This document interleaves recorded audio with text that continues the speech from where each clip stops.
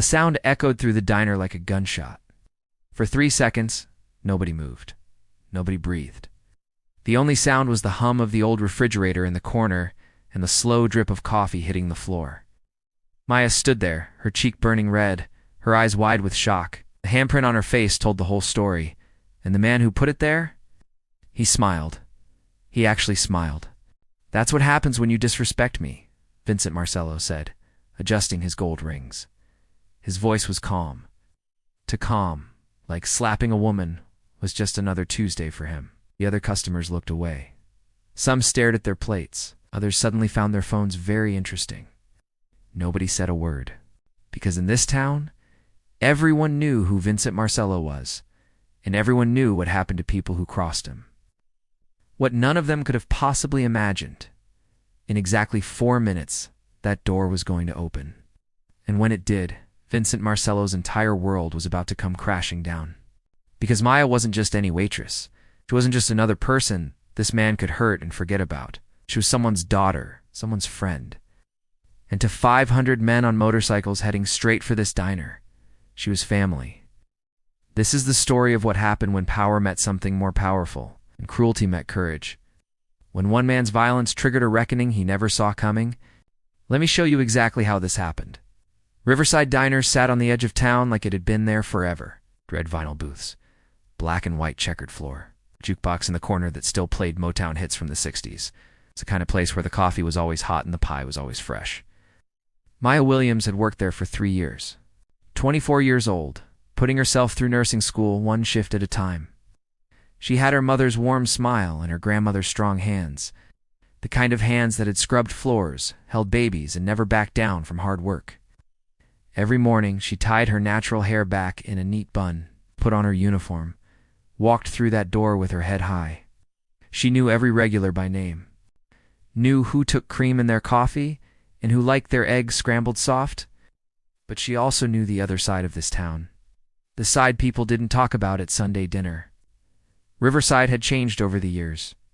New money moved in. Old families got pushed out, and with the new money came new rules. The kind of rules that weren't written down anywhere but everyone understood. Vincent Marcello owned half the town now.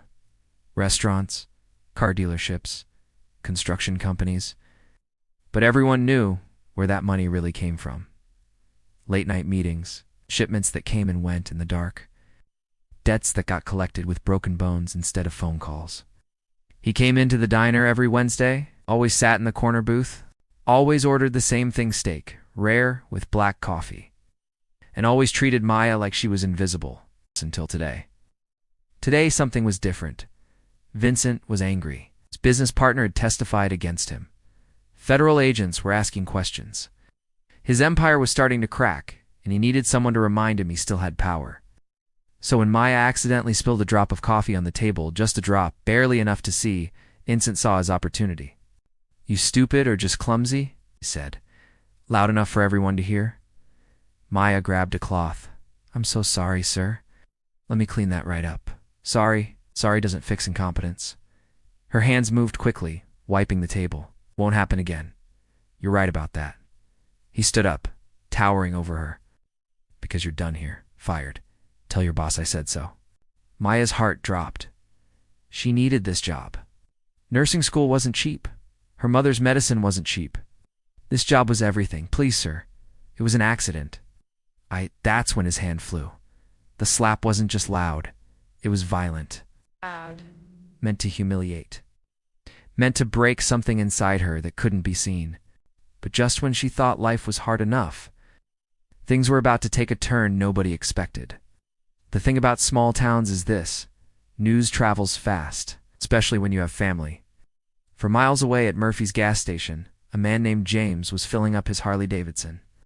52 years old, arms covered in tattoos, beard down to his chest, president of the Iron Brotherhood Motorcycle Club. But before all that, he was Maya's godfather. He'd known her since she was 3 years old, watched her take her first steps, taught her how to ride a bike, walked her to her first day of school when her father couldn't be there. His phone buzzed.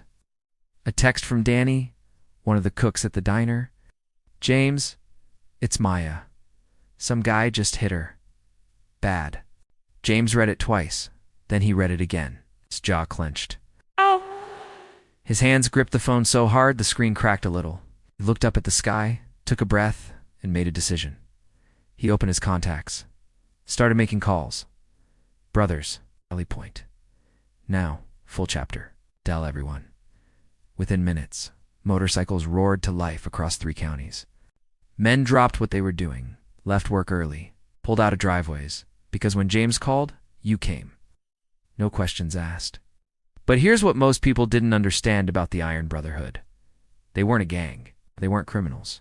They were veterans, teachers, fathers, men who'd seen darkness and chose to build something better. They protected people who couldn't protect themselves, escorted abuse survivors to court, raised money for children's hospitals, wrote in memorial services for fallen soldiers, and they had one unbreakable rule. You don't hurt women. Ever. Back at the diner, Maya stood in the bathroom looking at her reflection.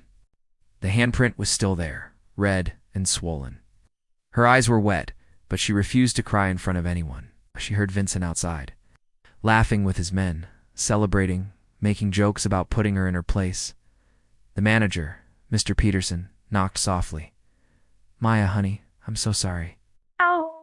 But I think you should go home today. Did you fire me? She asked, her voice steady despite everything. He hesitated. Vincent Marcello. He's got influence. I can't afford to, so yes. I'm sorry. Maya nodded. She understood. Fear made people do terrible things. Or not do the right things, which was sometimes worse. She walked out of that bathroom with her head high, grabbed her coat, didn't look at Vincent or his crew, but as she pushed through the front door, she heard him say something that made her stop. See? That's how you handle these people. Show them who's boss. These people. Those 2 words carried generations of pain, of being treated as less than, of being told she didn't deserve respect, of being reminded that no matter how hard she worked, some people would always see her as beneath them. Maya stood on the sidewalk, the autumn wind cold against her face. She thought about calling her mother, thought about going home and pretending this never happened. But then she heard it, a rumble in the distance, low and deep, like thunder rolling across the hills, getting closer.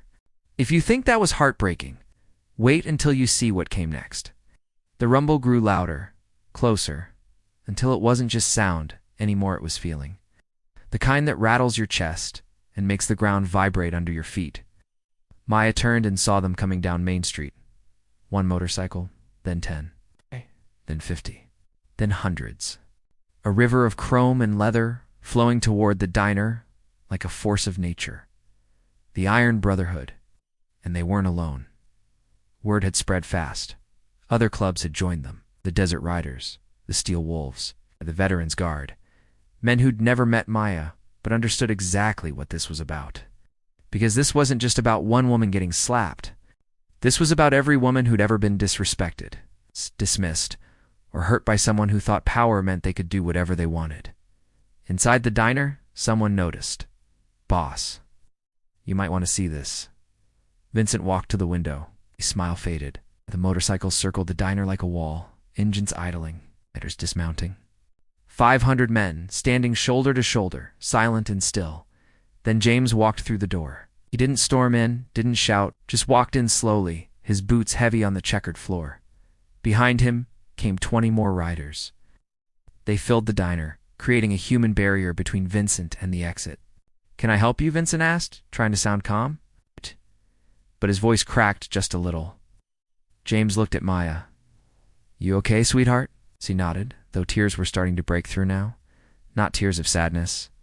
Tears of being seen, mattering to someone. James turned to Vincent. His voice was quiet, controlled. You put your hands on her.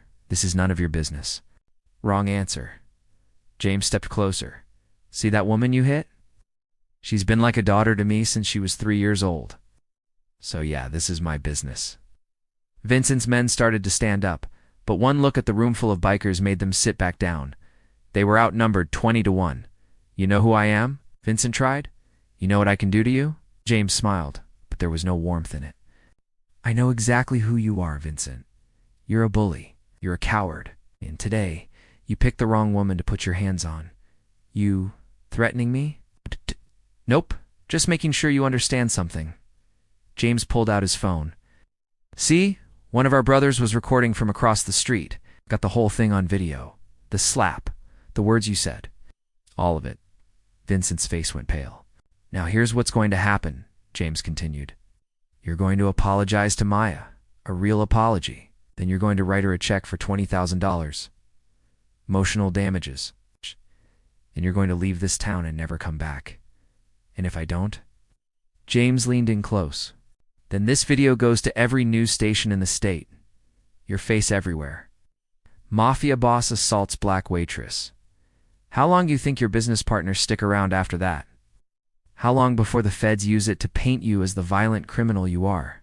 The room was silent except for the hum of the refrigerator. Vincent looked around, at the bikers. At the cameras now recording through the windows. At the crowd gathering outside. He was trapped. The first time in his life, his power meant nothing.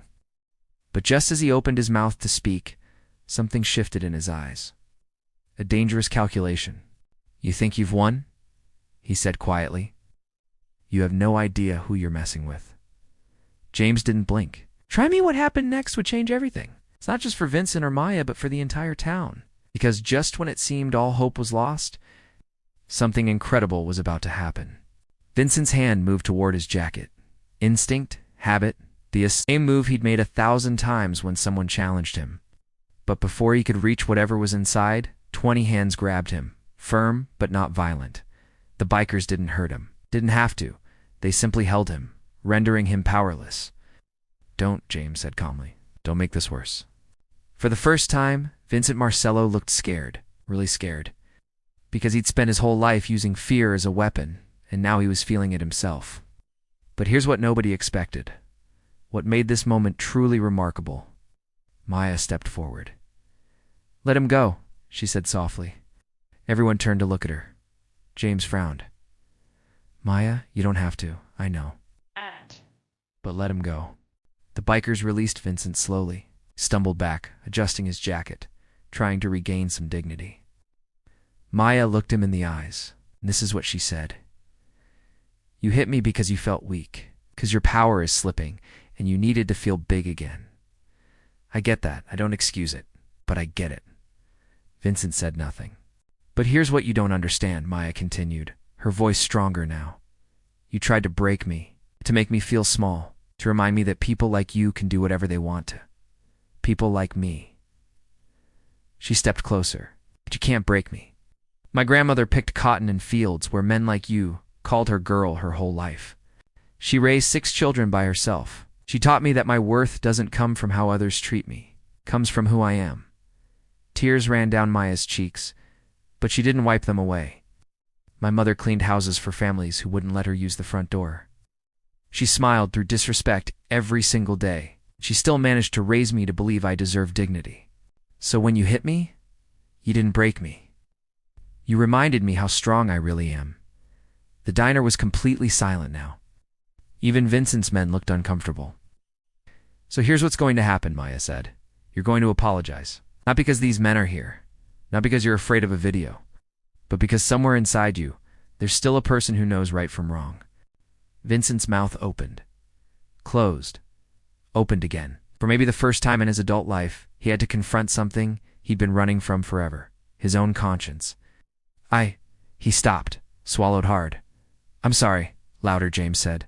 I'm sorry. Vincent's voice cracked.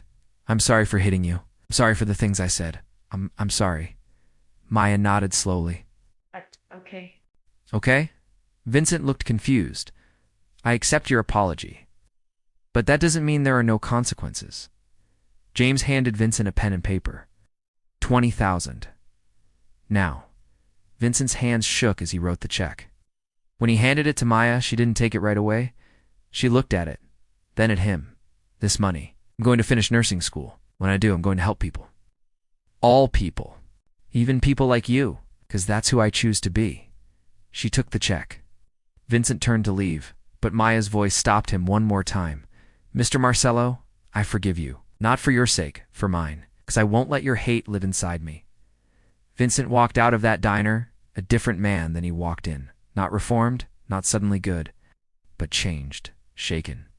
Forced to see, even for a moment, the humanity in someone he'd tried to erase. The bikers parted as he left. They didn't cheer, didn't celebrate. This wasn't a victory. It was just the right thing, finally happening. As the motorcycles began to leave, James hugged Maya. "You okay, kiddo?" "Yeah," she said, and meant it. "I really am." But the story doesn't end there, because what happened that day rippled out far beyond that diner. So what does all this mean for us today? The video hit social media that night. Within 24 hours, it had been viewed 8 million times. But it wasn't the slap people kept sharing. It was Maya's speech. Her words about dignity, forgiveness, and strength. News outlets picked it up. Waitress responds to assault with grace and power. How one woman's courage inspired a nation. The speech everyone needs to hear. Maya woke up the next morning to thousands of messages. From women who'd been hit by husbands, mothers who'd taught their daughters to be strong, from men who'd never understood what it meant to be treated as less than, but were beginning to see it now. But here's what really mattered.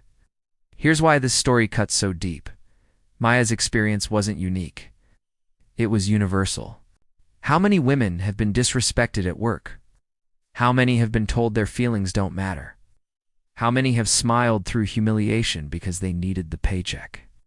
How many black women, specifically, have had to navigate spaces where their humanity is questioned, where they're expected to be grateful for basic respect, where their anger is called aggressive, but their pain is ignored? This wasn't just about one slap. It was about centuries of being told to accept less, to be quiet, to not make waves. And Maya's response? That wasn't just personal strength, it was ancestral strength. The same strength that brought people through slavery, through Jim Crow, through redlining, discrimination, and every attempt to break their spirit.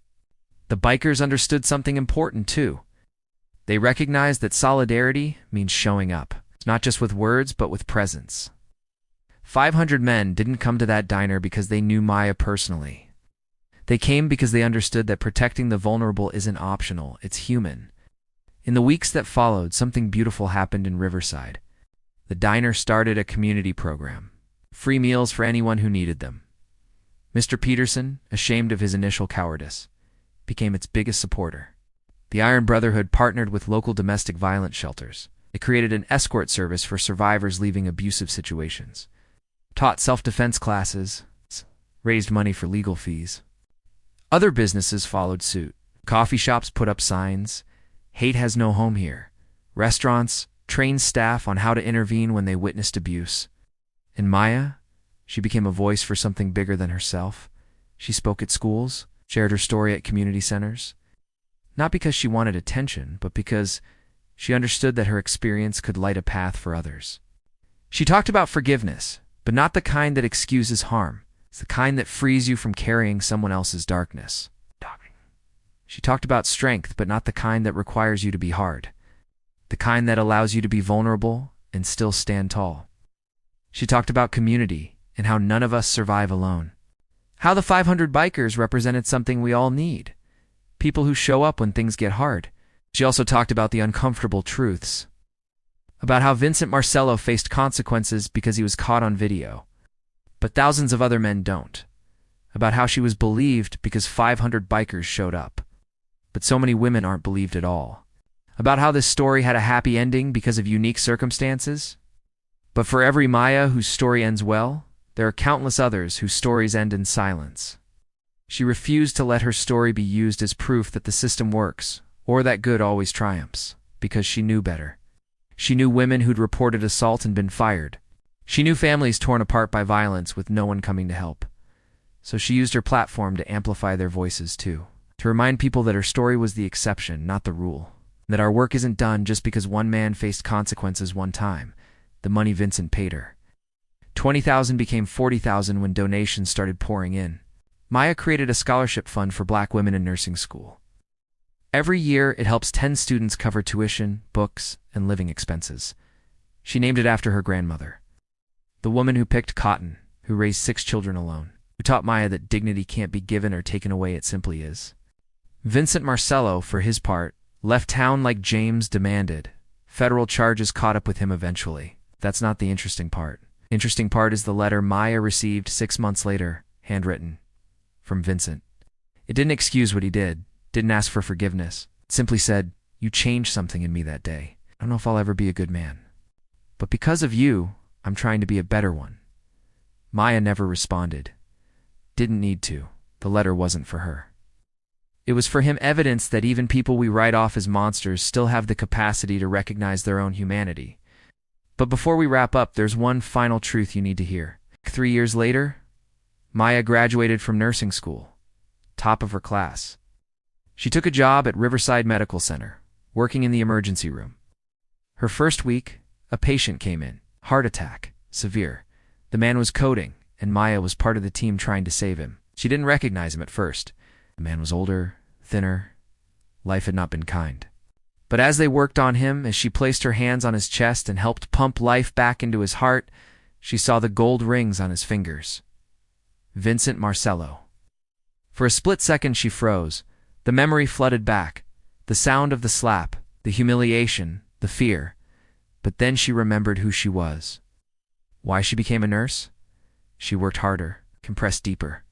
Talked to him even though he couldn't hear. "Stay with us. Come on, stay with us."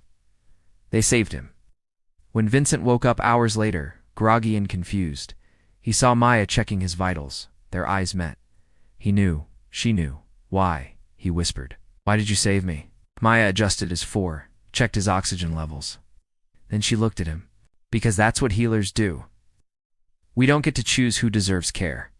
Everyone does." Vincent's eyes filled with tears. "I don't deserve your kindness."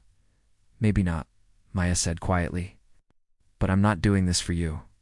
I'm doing this because of who I am. And nothing you did could ever change that." She walked away to check on other patients. Left Vincent lying there, confronted once again with the power of grace he didn't earn and couldn't understand. Later, the hospital administrator called Maya into her office. "I heard what happened. That patient, I know your history with him. If you want to be reassigned, we'll make it happen." Maya thought about it, really thought about it. "No," she said finally. "I'm good. He's just another patient, and I'm just doing my job." But it was more than that. It was proof that healing isn't just what you do for others. It's what you do for yourself. Maya didn't save Vincent because she'd forgotten what he did. She saved him because she refused to let his actions determine hers. She refused to let hate win. That's the real story. Not the viral video. Not the 500 bikers. Not even the confrontation in the diner. The real story is about a woman who decided that her humanity was stronger than someone else's cruelty. In a world that tells us to meet violence with violence, Maya chose different. Not because she was weak, but because she was stronger than anyone gave her credit for. Today, Maya still works at that hospital, still helps people who don't deserve it, still shows up every day with compassion that defies logic. The scholarship fund has helped 48 women become nurses. The diner still serves free meals. The Iron Brotherhood still protects the vulnerable. And somewhere in a different state, Vincent Marcello volunteers at a community center, teaching kids about the consequences of violence. He'll never undo what he did. Will never fully make amends. But he's trying. And sometimes, trying is all we can ask. The handprint on Maya's face faded after a few days. But the mark she left on the world, it's permanent. Because sometimes the hardest stories are the ones that heal us all. Not because they're easy. Not because they're fair. But because they remind us that we always have a choice. We can meet hate with hate, or we can meet it with something stronger. We can let pain define us, or we can let it refine us. We can wait for justice to come from outside, or we can create it ourselves. Together, 500 strong when necessary, one act of kindness when possible. Maya's grandmother used to say, "Baby, they can take everything from you except who you choose to be." And Maya chose to be someone who heals, who forgives without forgetting, who stands tall without standing on others, who understands that real strength isn't about domination, it's about dignity. So the next time you see injustice at work in your community, in the quiet moments no one else witnesses, remember that you have more power than you think. Power to speak up, to show up, to show up. to stand between harm and the harmed. Power to choose grace when the world expects rage. Power to be the person who changes the story, because that's what Maya did. Not perfectly, not easily, but completely. And if she can do it, so can you.